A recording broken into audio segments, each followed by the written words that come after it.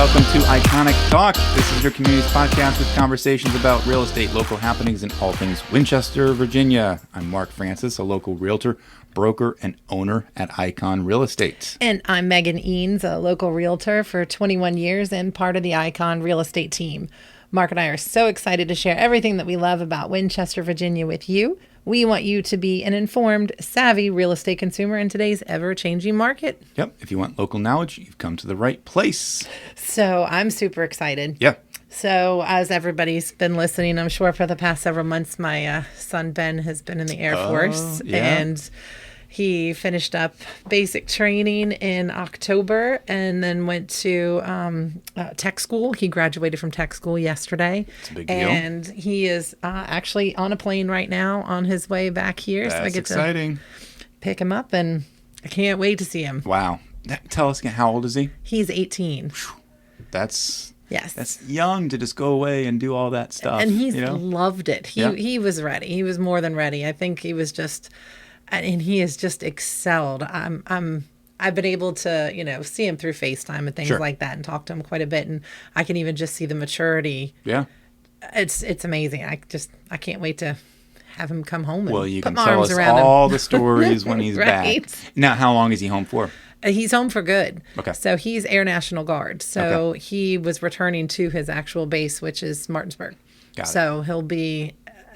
It was not as tough when he left for basic training as it was with our oldest, because with our oldest, that was it. I mean, we knew he was never coming back. He was going to be going from tech school to his actual duty base. And he's been gone for 3 years now. So when Ben left, it was not quite as tough, because we knew when he was done, he was coming home. Coming home. Well, that's exciting. So excited to see Love him. to get the updates of what's going on in the Megan world. Oh, you know? yeah. Oh, and then, oh my goodness, 3 days this past weekend of swim meets. And I mean, I'm talking like 6 a.m. to 8 o'clock in the evening. And my daughter, she just did an amazing job and made it to finals both Saturday and Sunday at 13 years old. So I'm super proud of her and her hard work and dedication. So it was busy weekend. All that typically training I with don't. James Frisbee Yes. and like got the swim mom crowd that you're with too. That's right. And Which is actually my license plate. I see. Got to tie it all together. That's there you go. If you see swim mom license plate with an Icon orange pin on the back of the car, you'll see Megan cruising around. That's right. Yep. Well, so how was your weekend? It was adventurous. I told you last week the big event of Follow the Star at Fellowship Bible Church. That happened. That's right. There's about around 5,000 people that went through over the course of Saturday and Sunday night. I was only able to participate Saturday night because Sunday night I got bogged down with my grandmother having some medical issues, so had to pause on that. She's better now, but that was just it's been a long week since we've last met up and connected. So it does feel like it, doesn't it? But what day is today? I don't even know. It's December. All we know is it's December. It's Christmas time. It's Christmas season. Right. And yes. Well, that kind of goes into being a realtor too. It's kind of like one of the ongoing jokes, like what's a weekend? No, every day is just kind of another day. There's no working Monday through Friday, and you get your weekends off. So yeah, always on call. Well, so what we have for you guys, the listeners, today is something unique and fun, and it kind of stems from mentioning my grandmother, for example, how she moved in with me, and she has a pet, and we had to go through this whole rigmarole of going to a vet to give the pet certificate to get on an airplane, and come to find out they didn't even check that certificate of going through it all. But anyway, it made me realize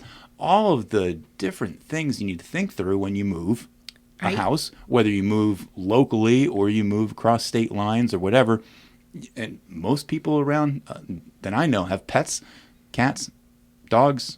I'm a dog person. Yeah, but same here. Yeah. So and so we realized part of our local community are veterinarians and people who take care of animals and can encourage us to do a better job of it ourselves. Right. And in having the conversation between you and I about this and wanting to do this, we kind of realized that, well, we have the same vet. The same vet. Right. And she's amazing. And I'll brag on her right now. But then we also can brag on her when we were able to chat with her. But what did it for me was, we had a couple dogs when we first moved to town many, many years ago. And our longest most long-lasting dog was a Bichon Frise, a little white fluffy dog, and she was reaching the end. And we had to bring her into Dr. Walls to make that happen because it was time. And she was so nice. And she was like, "Are you sure this is what we need to be doing?" I'm like, "Yes." So we had the chat about that. And then she like put her hand on the pet and said a little word, a little statement, and just the sensitivity and the care for animals through birth, through death. You can tell that this is the place to be. So there's plenty of other vets in town, but we're excited to bring you the conversation with Dr. Marietta Walls from Apple Valley Animal Hospital.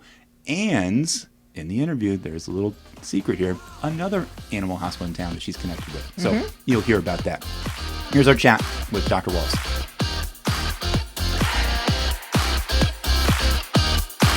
Well, hello there, Marietta. How are you? Doing great today. So happy to have you in here, and we get a chance to have a doctor in our presence, Dr. Walls. So we want to have a fun chat with you about animals. I'm sure that you are passionate about pets, right? Pets have always been part of my life, so yes. Well, it's funny that, there's so many people that have pets, and you don't think about it, but when you move and you have a house, like those pets go through the process with you. And we'll get into the real estate components of things here in a little bit, but we want to get a chance to know you first. So give us a little bit of history of how you got to Winchester and how you became a vet. As I was growing up, I grew up in Frederick County, Virginia, and I did go to James Wood High School. So that was the local. Only high school at the time in the county. Yep. And I did then proceed to go to Virginia Tech, and I got a BS in animal science. And then in 1988, I got my degree in veterinary medicine from the Virginia Maryland Regional College of Veterinary Medicine. Okay. Which is at Virginia Tech, too. Yeah. So I pretty much lived 10 years down at Tech. Wow. To get the Go education. Hokies. Long time. Yeah. And from the very beginning, I was in 4-H and FFA and a lot of the local clubs in our area.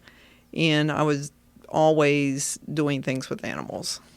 And now I am a small animal veterinarian, more like specializing in medicine and surgery. But our goal at our animal hospital is to get your pet to live the longest possible. And everybody has a great relationship with their pet. Always Right. to plan when you're moving or changing locations, the different things you need to do for your pets. Yeah. And even in our area, we probably have 13 different animal hospitals in Frederick County, Winchester, and Stevens City areas.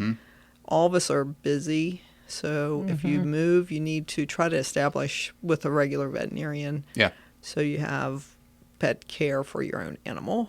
And then a lot of things people don't think about is if your animal has like a microchip, you need to change the phone number or the address for that microchip too. Oh, that's a good point. Some animals, we've had episodes where a dog maybe get out and was hit by a car, and you're trying to locate the owner, and you can't find, the owner at the time. So making sure you get all the contact information changed for your pet is good. Interesting. Yeah. Yeah. And so we can talk about all kinds of tips like that. As you graduated from tech and started to have the passion for animals, what then drew you back to town? So is it the area that you felt that you were just enthralled with and be like, I got to come back to my local high school area? Like, what drew you back to town after tech? In our area, my family, I was a cather to begin with. There are lots of relatives in my area.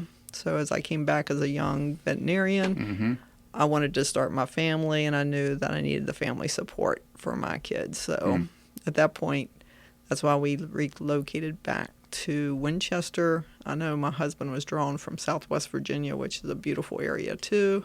Yeah. But both of his parents had passed away while we were at school. So at that point, we came back to Winchester, mainly more for family support. And the location was good. So do you have kids then? Tell us about your family. I have a son and a daughter. Neither of them went to veterinary school. My son's in finance and he's married, and my daughter is still at Virginia Tech. She took our direction and she's trying to get her PhD in entomology right now, and she specializes in bees and Cool. pollinators. Oh, that's really neat. So that comes from living on farms and Yes. My husband and her were in the beekeeping club, the Shenandoah Valley beekeepers, and she had her own beehives. And she started out in honeybees, but now she's switched over to squash bees, which are the pollinators of pumpkins and zucchinis.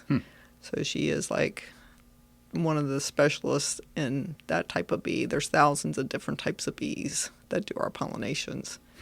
So that is her specialty, and that's what she's getting her PhD in. And I know that you're well-rounded as well. You mentioned FFA, right? And 4-H, and other kinds of things. So you go beyond just being a vet in the animal hospital. Yes, I'm very active in the Rotary Club of Frederick County. Okay. And we meet every week, Tuesday morning at the Boy Scout Club at 7:30 to 8:30. We have a speaker that comes in and tells us something about our local community.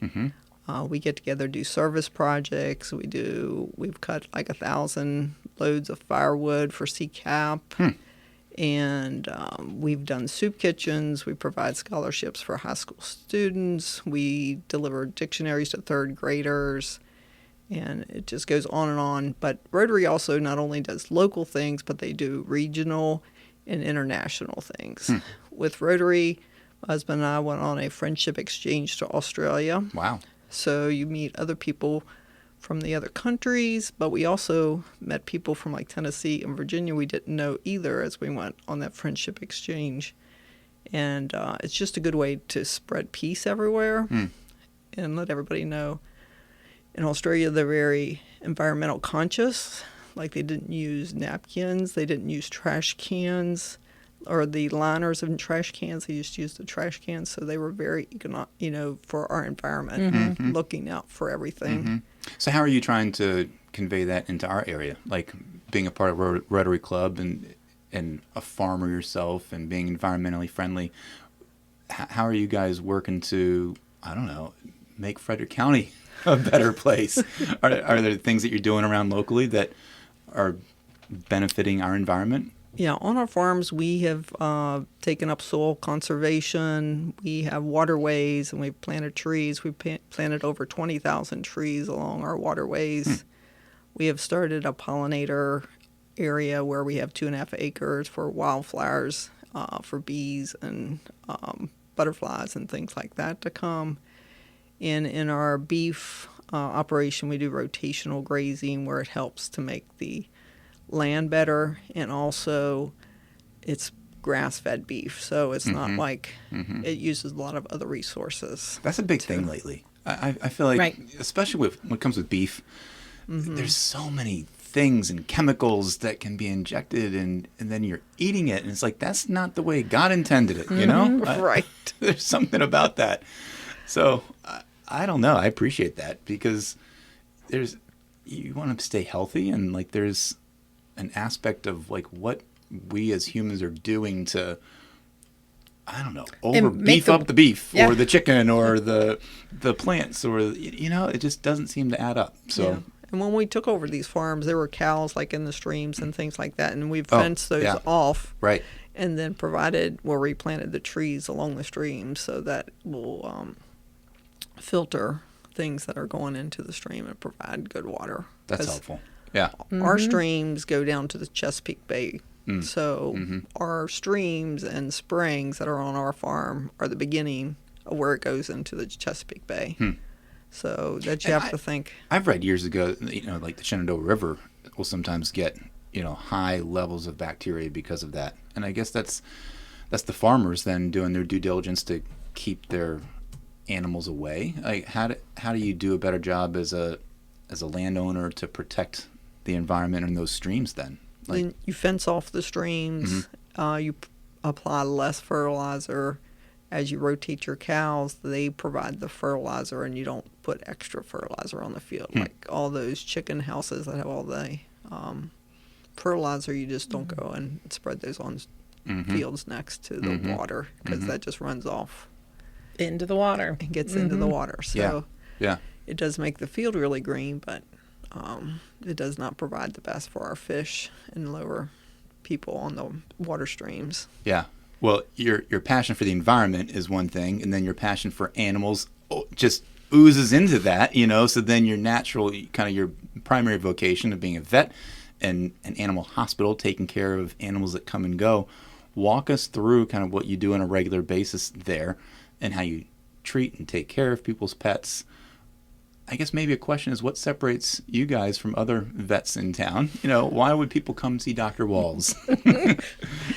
I mean, I can see your passion, so right. that I appreciate as well. And both of us have brought our animals to you for. I mean, I don't even.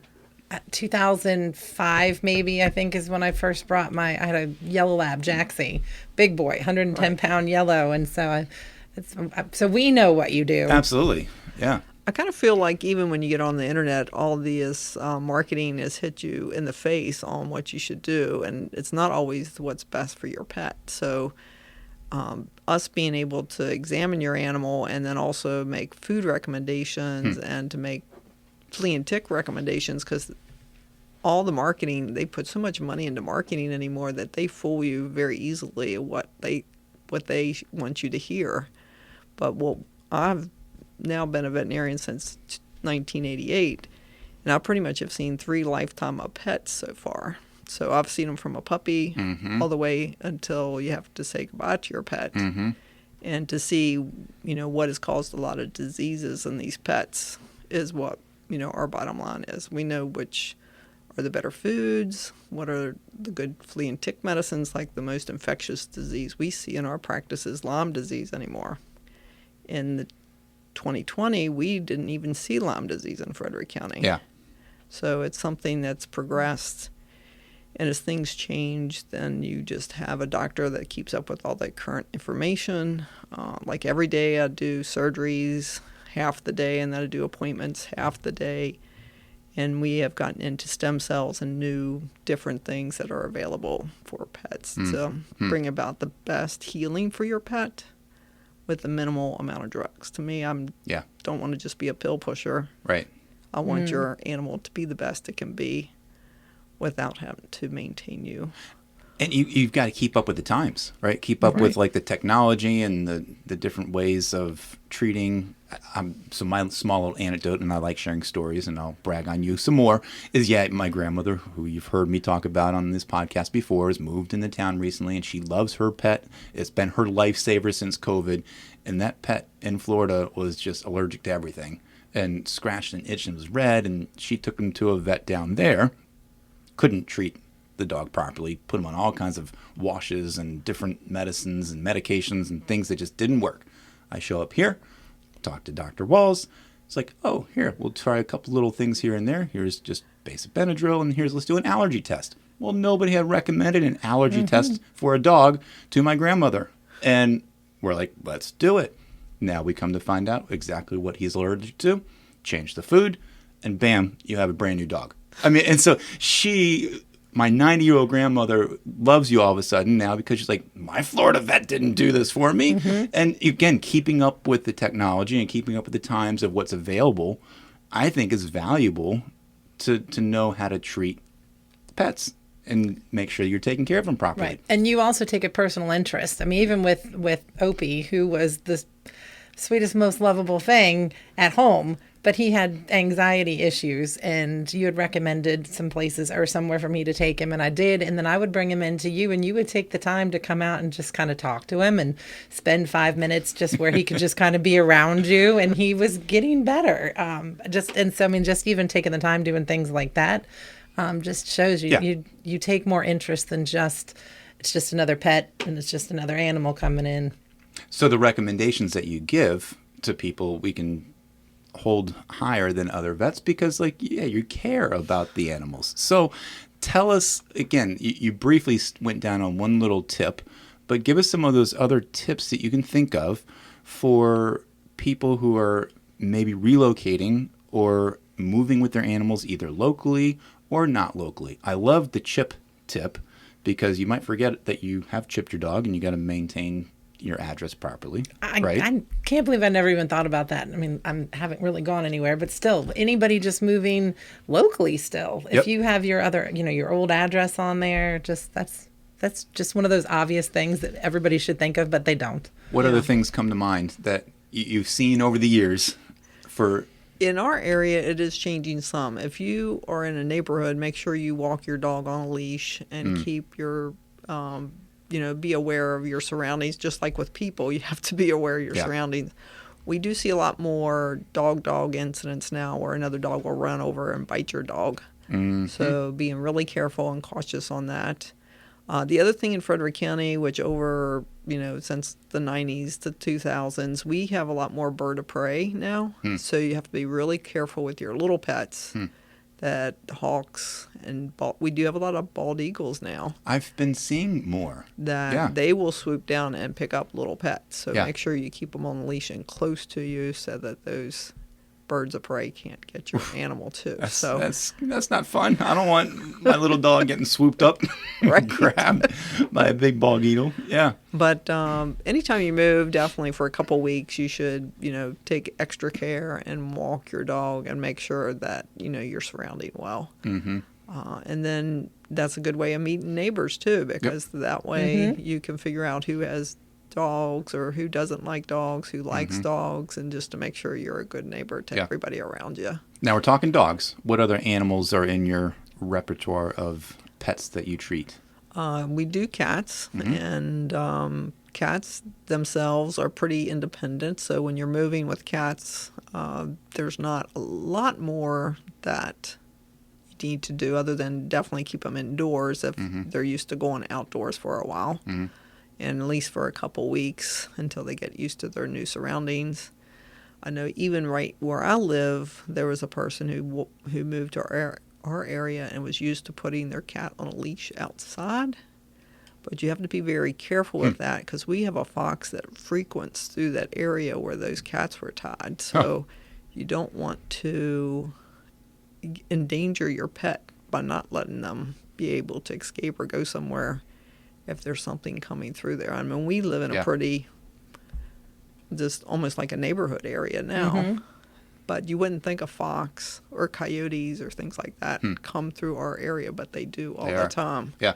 So definitely supervise your pet and get to know your area before you just assume that it's safe for your pet. Do you treat any other animals? I mean, birds or ferrets or bunnies or turtles or I don't know, you name it, whatever people might have. My husband does more the exotic part of it, but I do bunnies. We do spay and neuter rabbits and guinea pigs and ferrets come in, and my husband does turtles and snakes and a couple different of those other types of exotics. So but I would say cats and dogs are probably 80% of our business, and then we do some others. We do occasionally see a chicken or a duck or, but we don't usually do the big birds like parrots or anything like that. Yeah. Now, you mentioned surgery, and so the name of your location is Apple Valley Animal Hospital. So that to me says, okay, you're a hospital, so you're taking care of sick animals or treating them for emergencies as well? Right. We do, you don't know exactly how sick the pet's going to come. That comes in is going to need, but, we do basic spays, neuters. We do in East Coast, we see a lot of kidney stones, bladder stones, so we remove stones out of animals. We do some basic orthopedics, and we do the stem cells, which like with torn ligaments and things like that. Now we're treating more with stem cells and some back issues. We also do use a lot of therapeutic laser to help with tendon problems a lot of times, like ankles, like people get plantar fasciitis. Right. Therapeutic lasers help with those type of things and can cure that without doing injections and things. You put little shoes on dogs, little inserts to help them out. And I'm sure you do blockage surgeries as well for some of those dogs that eat foreign bodies. We've taken out numerous things out of dogs, and it's amazing. It doesn't seem, well, have been a couple dogs. I've taken out of one dog, we took 3 different stones at different times. They just walk around the neighborhood and would eat rocks. Oh, yeah. And then other ones would eat part of their leash. I've had, it's just, you name it, and they've eaten it. Yeah, of course. Can get stuck. Mm-hmm. You never know what dogs are going to do, right?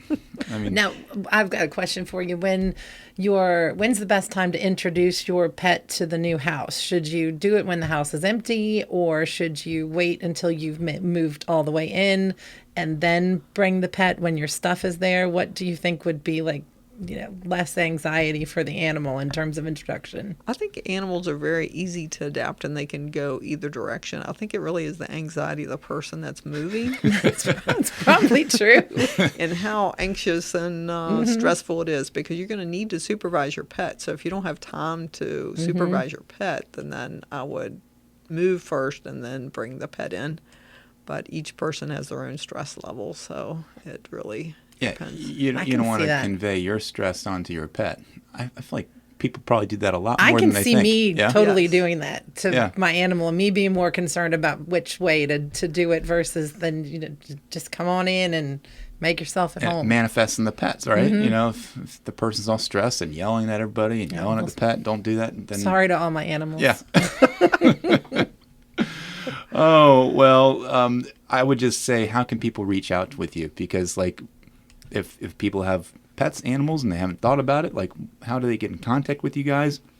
What do they do to schedule an appointment? How do they reach out? Well, even before that, something that I found out that I didn't know, and maybe you didn't know, because when we were chatting earlier, you have Apple Valley Animal Hospital, but I didn't realize that that's not the only one that your family has. Right. We also have Winchester Animal Hospital also. And my husband used to work over there mainly, and I worked at the other one. It was like his and hers. It's just like a joke that, you stay married by working at separate locations. Right. But now he works about 50% at either place.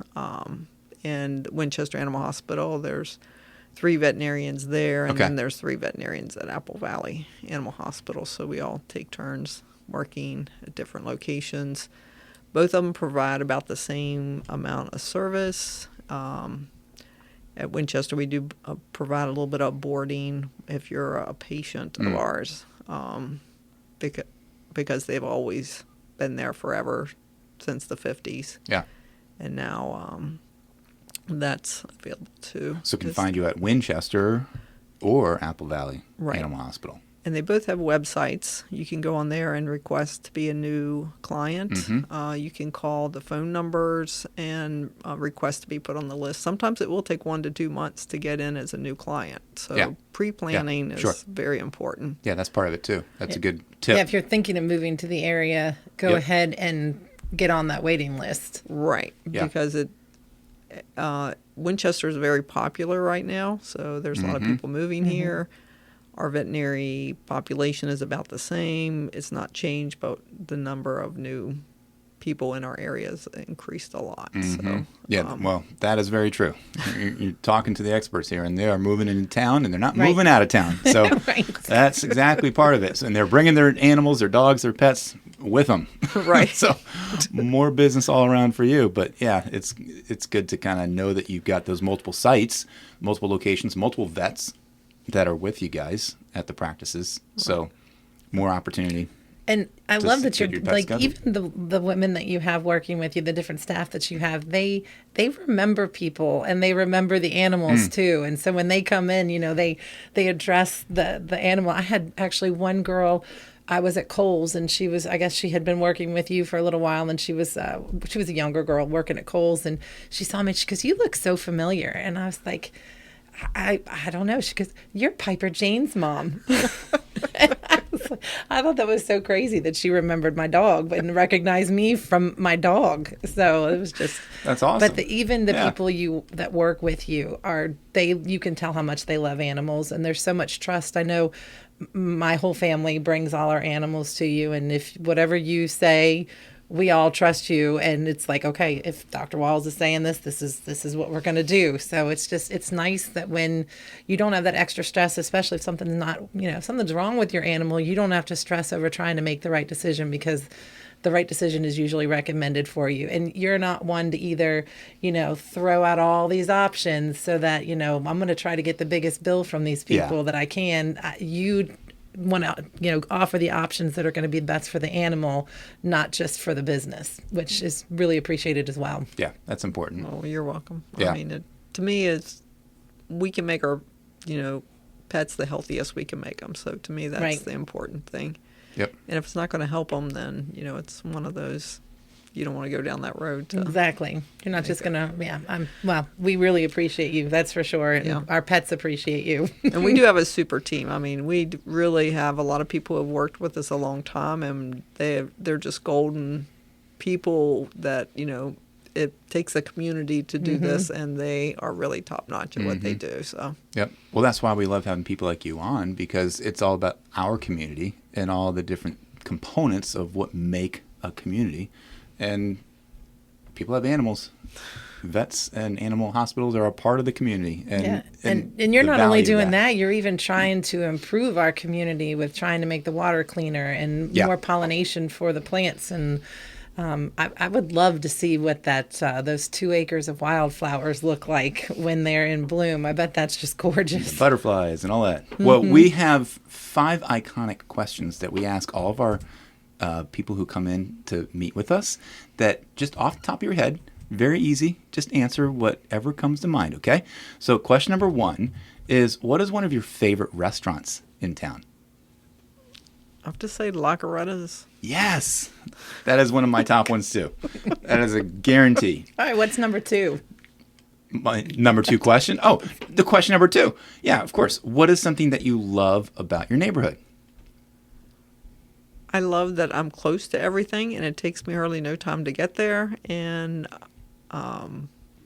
no time to get to work. Oh, right. You were like, I didn't know this about you until we started talking before we recorded. You were like right there, like right behind the animal hospital.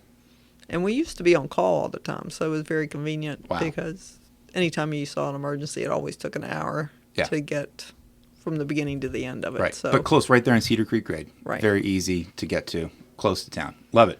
Question number 3, why is Winchester, and this is a loaded question, why is Winchester a great place to live?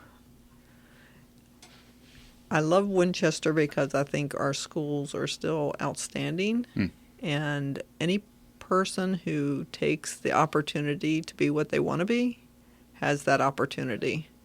And I do feel like we have a lot of good local support. We have a lot of great organizations. If you stumble and you fail at something, that they'll pick you back up, and there's a lot of community support. Yeah, I love that answer. It's a unique one. And then I got number 4 for you. Question number 4. So where do you like to spend time with your friends or family in Winchester? I personally like to be a farmer, so I usually spend time on our property fixing things up. My personal love thing is to drive a tractor. Really? So I am usually Nice. brush hogging or doing something in my tractor. But other than that, spending time, we used to always either go to one of the parks, like the Winchester Park, and look at the pond, or go to Clearbrook, the pond, and but there's a lot of places around that you can go and enjoy. But I usually go to private property. Well, Perfect. This fifth one fits right in there. 5th question. This is challenging for people who grew up in the area, so I'll just warn you. 5th question, last one. What is one of Winchester's hidden gems? What do you think people that live here don't really know about that is a really cool thing? Anything come to mind? That is a tough question. Or like one of your favorite places that maybe people don't know, and some people are afraid to share because they don't want those places to become popular. Yeah, then all of a sudden it becomes popular. I do have to say that, of all the wedding venues and different things, we personally got married at the Conservation Club out in Gainesboro. Huh. And it's a very quiet area, and it's has a pond and everything. But we had an outdoor wedding there, and that was awesome. To me, one of the nice areas. I mean, a lot of people don't go there, but Yeah. it was beautiful. All the greenery was along the stream, and it just was a natural thing. So Is that the one on Siler? Is it on Siler It's on Road? like 600, yeah. Something like, yeah, okay. That fits all the rest of your answers perfectly. Yeah, exactly. It Outside. matches exactly who you are. Outside. Love it. Well, you can find Dr. Walls at both those places, Apple Valley and Winchester Animal Hospital. The website, applevalleypet.com. Correct. Is one, and they're on Cedar Creek Grade. Hunt them down. Winchester Animal Hospital, can Google that as well. Really easy to find you. Get your pet scheduled to come see them, because this is the place to be. So thank you so much, Yes, Dr. thank you Walls, so for much being for here. Yes. You've been amazing. Love it. Thank you.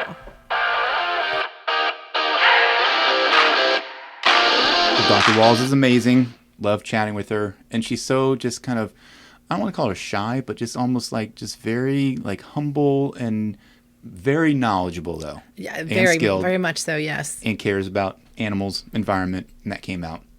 What did you learn? I mean, I'll tell you, I didn't realize that she had this entire farm life activity happening of the many years that I've known her. It's just, okay, she's a vet. She does a great job with my animals, but she takes it to the next level of caring not just for animals, but the environment and her cows and, just chickens and I think she said goats, maybe. And her lands. I love the insight that she was able to give about how to just be more environmentally friendly as a landowner.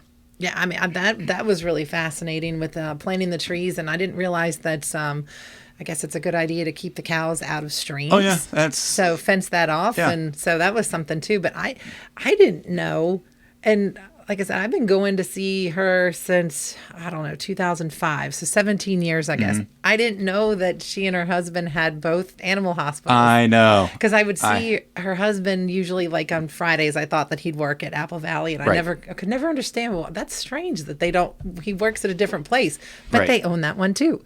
So that completely made sense. And that was, and she's just a wonderful person, and it was really just great having her here. Yep. Well, we're going to continue to have more conversations and be able to interview other people in town to, again, just inspire you to learn more about our community. And today is no different. I love it.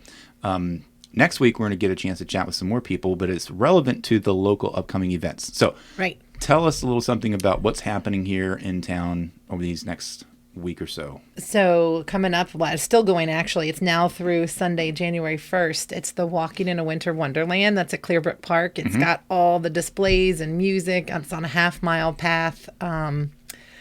There's even Santa, Mrs. Claus are going to be there. It's ages 0 to 2 are free. 3 and over are $6.50, and you can get them online for the tickets, which I think is probably the better idea to do it. Yeah, sure. Or at the gate, it's $8.50. And even when you go, from past experience, a lot of times we'll go and we'll bring hot chocolate for all the kids, and then they'll carry their little hot chocolate. And something fun. You can walk around the loop, and you don't just have to do it once. If you want to walk around the loop again and see it all again, it's fantastic. It's definitely a fun thing to do, and we'll have people from the county here next week to be able to chat with them about all the fun behind-the-scenes things that go on and all the things you can learn about the Winter Wonderland Walk. Yeah, I'm really excited about that. Yep.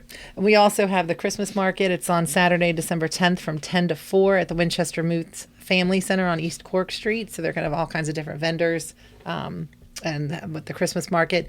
And then we've also got a free Night of Wonder. It's singing by the Valley Chorale. Is that how we say it? Choral? Yeah, choral, sure. Choral. Around choral. Yeah. Saturday, December 10th at 3. That's at the Handley Library or Auditorium. And also that we've got the Historic Rosemont's Christmas Open House. It's a benefit. Sunday at 11 from 2 to 6 in Berryville. So people have a chance to see the estate's Christmas decor, as well as support 7 nonprofit groups, including the Winchester Rescue Mission. So that would be really cool to see historic Rosemont when it's all decorated for Christmas. Oh, that's a great location out there. Tickets are $10 at the door. You can cash or Venmo. Well, that is a lot. And it's been neat to just continue to grow Iconic Talk. So thanks to all who are the listeners, continue to share and all that good stuff. We really hope that you learned something from today's episode. I know I did, and look forward to sharing more with you next week. And it'll be fun about that winter wonderland. So remember, when you're looking for a real estate professional, make sure they're experienced, innovative, personal, dedicated, and available. And we appreciate you spending some of your valuable time with us. And if you have a moment, we would love it if you would subscribe and share this podcast with your friends. Yep. And thanks again to our editor extraordinaire, Samir Battaglia. Until next time, think iconic.